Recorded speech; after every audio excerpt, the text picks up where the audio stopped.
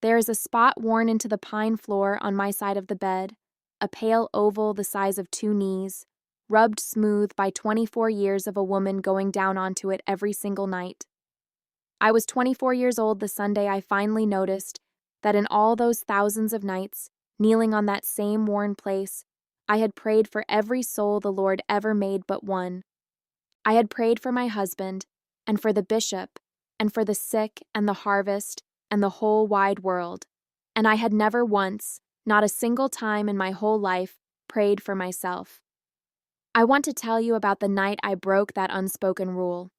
It is a small thing, and it is the largest thing that ever happened to me, and I have never said it out loud to anyone in our district because I would not know how to begin. I did not have a word for it yet.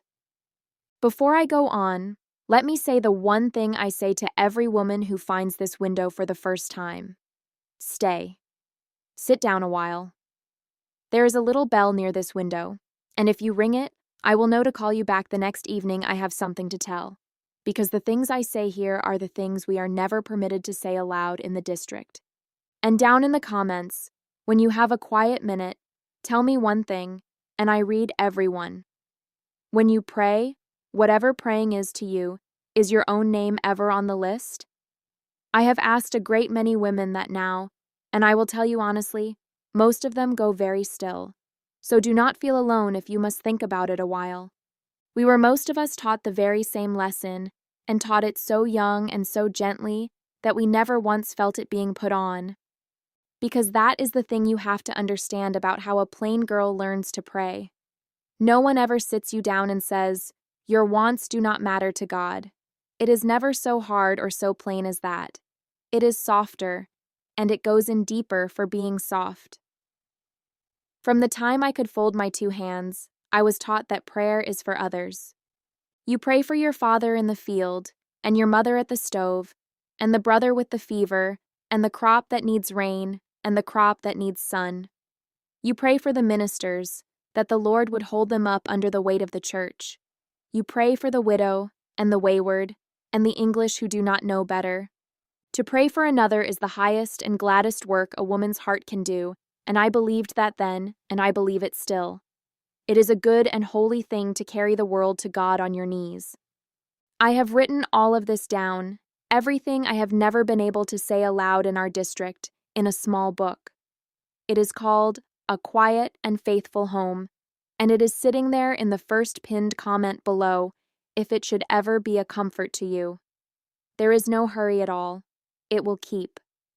But please do not go yet, because I have not yet told you about the Sunday night itself, and I have not told you what I finally dared to ask for, or what happened in me after. Those are the whole reason I can sit at this window tonight with no bitterness left in me at all. But do you hear the one name that never once came up in all those years of teaching? Mine. It was simply understood, the way the cold of the floor is understood, that a good woman does not bring her own small wants to the Lord. To ask God for something for yourself was not forbidden, exactly. It was worse than forbidden. It was vanity. It was the beginning of pride, and pride is the root from which every other sin grows. So a wise girl learned to leave herself off the list, and to call the leaving off humility, and to feel a quiet, warm goodness in the leaving off, and never once to notice that she had been taught, ever so kindly, that she did not count. I did not have a word for it yet. I have written all of this down, everything I have never been able to say aloud in our district, in a small book. It is called A Quiet and Faithful Home, and it is sitting there in the first pinned comment below, if it should ever be a comfort to you. There is no hurry at all. It will keep. But please do not go yet, because I have not yet told you about the Sunday night itself, and I have not told you what I finally dared to ask for, or what happened in me after. Those are the whole reason I can sit at this window tonight with no bitterness left in me at all. Let me tell you how the nights went, so you understand what broke. My husband is a good man. I want to set that down plainly and early, before I say anything else, so you do not carry away the wrong story. He is steady and kind, and he has never once raised his hand or his voice to me in all our years. This is not the tale of a hard man, It is only the tale of a hard silence, and the silence was never his doing, and there is no one at all in it to hate. Every night for years it went the same.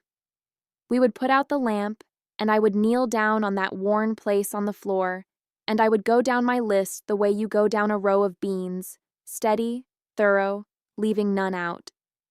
Amos first, that the Lord would keep him and prosper the work of his hands.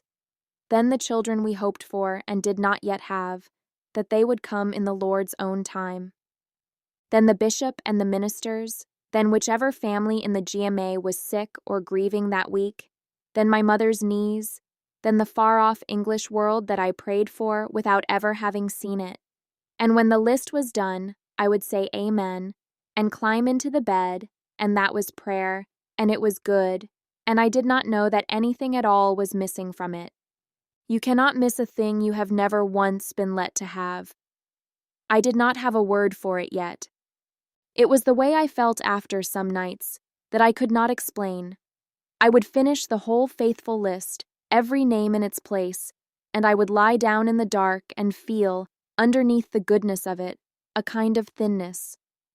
As though I had set a fine table for a whole houseful of guests, and then found there was no chair drawn up for me, and had told myself that of course there was no chair. A good hostess eats standing at the counter. A good hostess is glad too. But some nights the gladness would not quite cover the thinness, and I would lie there and not understand why a woman who had just spent herself in prayer for everyone she loved should feel, at the bottom of it, so strangely alone with God, like a servant who has waited on the whole table and never once been spoken to. I had no idea a person was allowed to feel that. I thought it was a flaw the Lord had set in me and left out of every other good woman in the district. Now here is the Sunday.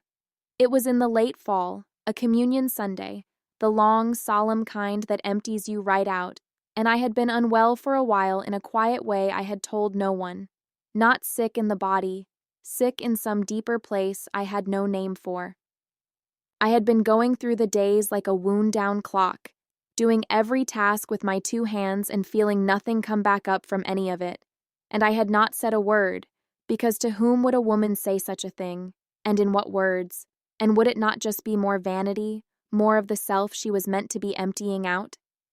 So I carried it alone, the way we are taught to carry everything, and it grew heavier, the way a thing does when no one is let to help you hold it. And that night I knelt down on the worn place same as always, and I started down the list same as always, Amos and the children to come and the bishop, and somewhere in the middle of it my voice just stopped. It stopped on its own, the way your foot stops at the edge of a step you did not know was there. And I knelt in that dark with all the good and proper names still waiting their turn, and something in me that had been quiet for 24 years said, very small, but I am here too. I am here too, and I am not well, and no one knows it, and I have never once brought myself to you. I did not have a word for it yet, but I had, for the first time, the thing itself. And I want to tell you honestly how frightened I was, kneeling there, of what I was about to do. It felt like theft. It felt like reaching my hand toward something that had a fence around it, and my whole life a sign on the fence that said, "Not for you." My heart went hard and fast. I half expected to be struck for it.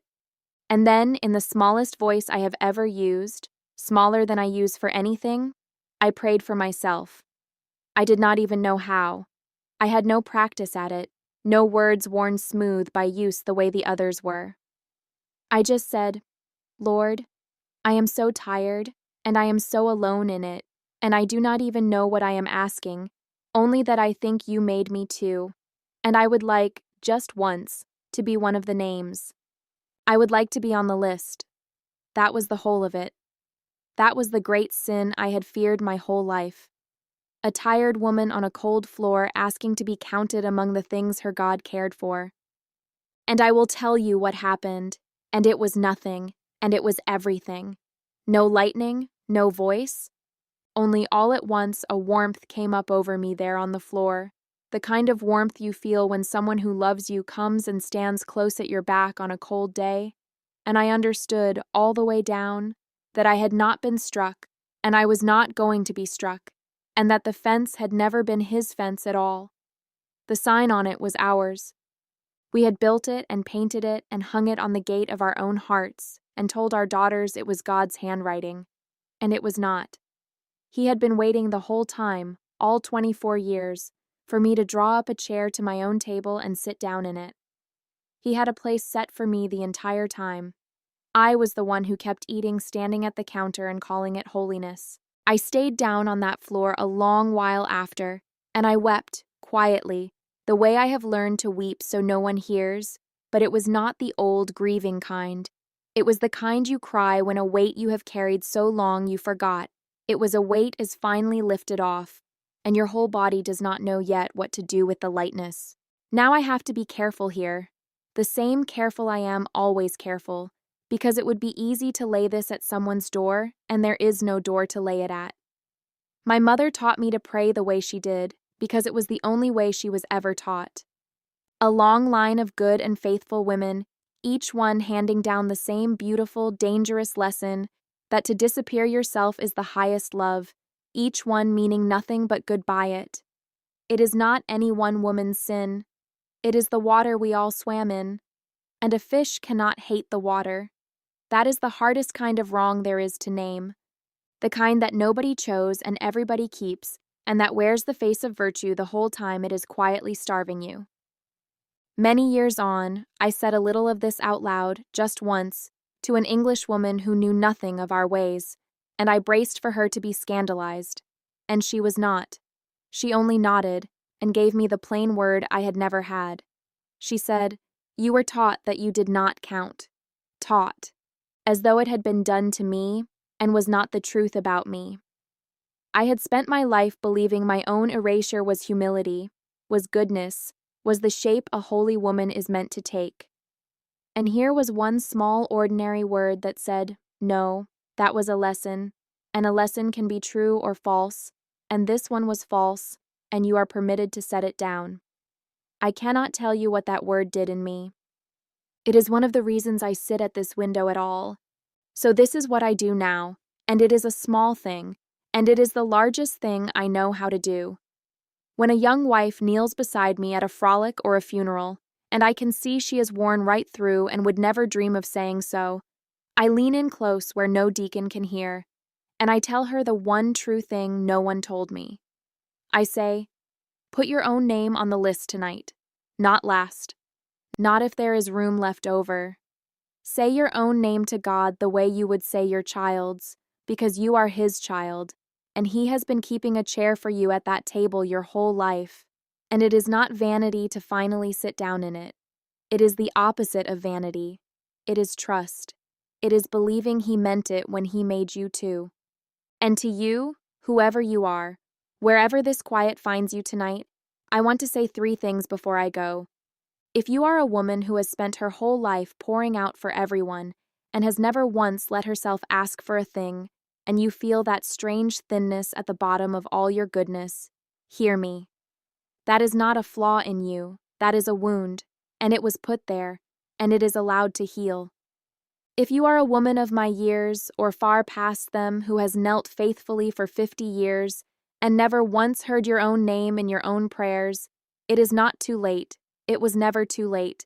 Kneel down tonight and be counted. And if you are a mother raising a daughter to be good, and you feel that old locked box in your own 2 hands, hear me most of all. You do not have to teach her that love means vanishing. You are allowed to teach her that she counts to God, and to hand her that instead. It costs nothing but a little courage, and it can give a girl back her whole self. I wish someone had told me sooner. That is the whole of it. And I have made my peace with it, and then I made it into a purpose. No one put my name on the list, and so I have become the woman who tells the young to put their own names on theirs, while there is still time for the telling to be a comfort, and not only a grief they look back on.